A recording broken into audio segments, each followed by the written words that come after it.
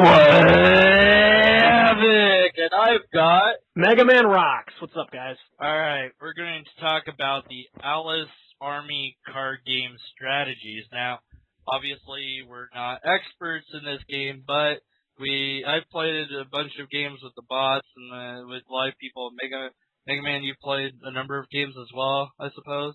Yeah, I've been playing everybody in clan and doing some anti-games as well on the side. Okay, so we're going to give some basic strategies, and we're going to kind of analyze the cards and talk about what card can match what card and what some really basic strategies for you guys to think about that you might have not thought of, and maybe this will generate more discussions with other people about this game, and at some point we could collaborate a strategy guide to the game, which I'm sure is in the works by somebody. I want to do it, but I think somebody's probably going to beat me to the punch. At any rate, so let's start with some really basic strategy.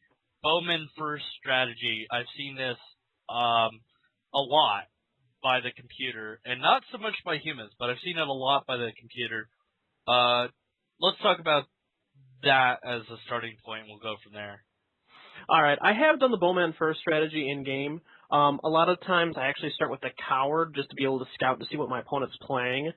Depending on what they're playing, like if I see a ninja up first, I can basically assume that a martyr's coming up behind it. So that means that my first card will be a Bowman because I know I can just go ahead and take the martyr out immediately, so that way it's no longer a threat. The Bowman can have a huge presence because he's always smacking the second card behind it, and he's got like 3 HP, I believe. And usually the goal would be to take him out literally as fast as possible, and to make sure that the card behind that is taking as little amount of damage as possible.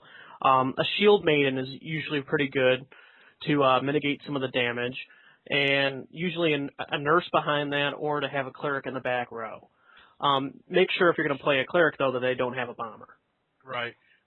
Well, you don't know because, I mean, they could put in a bomber and screw you up that way. But I have seen a cleric next to a martyr. Yeah.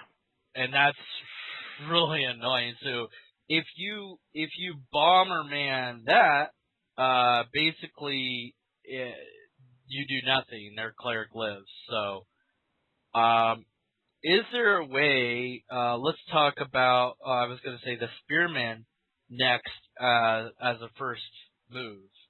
That is also a very, very good a starting play. I also like to start with the lance because people just don't even see it coming. If you put that net with a page behind it, it'll smack 3 cards. Like that whole cleric situation you were just talking about behind the martyr, that would take it out right there. So. Right, unless it's in the very back. Yeah, well, in that case, if you're going to do that, you probably have a sniper. I mean, it'll always hit the last card, and then that's the end of it in one shot. The other point of this game is when you're playing for ante, one random card will be taken.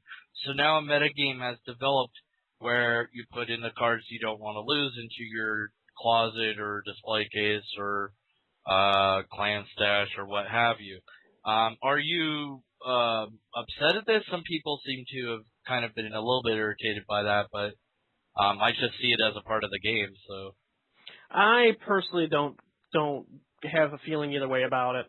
I would prefer that you could choose what you're anteing yourself, but if it's going to be random, then I guess it's okay that people can do that. Yeah, I see the pros and cons with being able to choose it because, I mean, who would choose the rare? But if pre-game it would say card up for ante whatever, so you knew going in what was up for risk, I think that would be a different way to do it.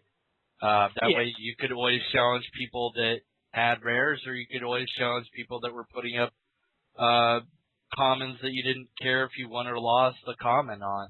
I think a lot of people do it just to get on the leaderboard and don't care about, anything else. A lot of them just want the bragging rights of being on the leaderboard. But I guess it would be a little bit better if there was like an anti-system to where there was like anti-commons, anti-uncommons, or just a rares game. Yeah, and because, I mean, they already separated the foils, as far as I understand. If you have all foil deck, then you can only... If you ante a foil, they have to ante a foil, I believe. Yeah. I'm not sure I'm totally clear on it, because Yeah. With So with the ludicrous leaderboard, it's all foils. It's you have to have at least 6 foils to start, and you will lose one at the end of it if you lost, or you'll gain one. right, right. Okay, so let's talk about the martyr. The martyr seems to be the most used of the rares so far that I've seen. And he seems to always be near a cleric or next to whatever their front card is. I've seen it in front of next to the bowman and next to the pikeman. So what would be your counter to that? If it's usually it's in the second card. Yeah, that's in the second right. Yeah. When I personally use it, I usually start with a ninja, then follow it up with a martyr. So I've got an 8 attack card that's basically just mauling their whole front line. The major counter to it is the bowman. Another counter is the lance. But they'll have the maiden, or they'll have the shield maiden behind the martyr. Yeah. So the bowman can't take out the martyr in one hit. It isn't about doing direct damage to the martyr. It's about increasing the amount of damage that you're doing to the first card, so that way the martyr takes it all. The shield maiden's going to reduce it by 1, so be it. But if you have a lance and you put like a page right next to it, the lance is hitting for like 4 right there, so then the martyr's going to have to mitigate that damage, and then the lance's special effect of smacking the martyr again will take it out. So let's talk about single cards first. If you see them put a ninja, you can assume that they're probably going to follow it with the martyr. You don't know, but let's just assume that they are, because I don't know. I've seen other people follow it with other things, but you can generally assume they're going to follow it with that. And then you say, okay, so I'm putting up my bowman, and then I'm going to put up the guy that increases him +1 so that he can take out that martyr for sure.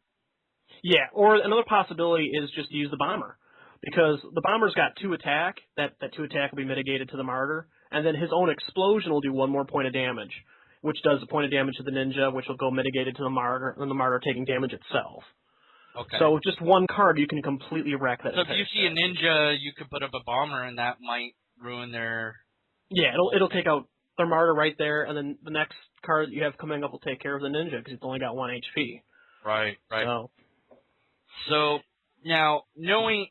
It almost becomes, to me, I think, a game of rock, paper, scissors in the sense of, you have to predict what they're going to put up. And you said the only way around this is the scaredy cat. But he seems the coward. The coward.